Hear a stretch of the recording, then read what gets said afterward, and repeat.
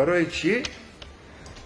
شما همه حرمت میکنید، من همه حرمت میکند و هیچ کس گنده نمی کند. از بسی آن که من حلال کار کردم، به یک تنش به نرسیدم، نه دولت به نه خلق و شب و روز کار دولتی بردم، حرکت کردم که انسان به یاردم رسانم، کاری گنده نکردم، برای همین بودگیست دیگرش نمیدم.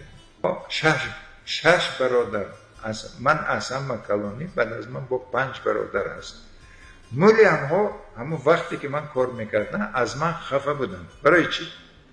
هر یک دیوهای حرکت میکردن دوستوف کویچ کرد که یک کار بلند با برداریم و ما خودمای بلند کنیم. من به خبر می آمد، من تلفن میکردم که خفه جایتان با کار کرده شدنگید. حال شما یگان تا کار بلنده از عهدهش نمی برایدان. تا همون وقتی که من این جنده هستم یگان تی شما کاری کلانبه نمی برایدان. همینه فهمیدم نمی ماندم میدونم که برایدان. بعد از که من از کار رفتم بعد وای که دیگر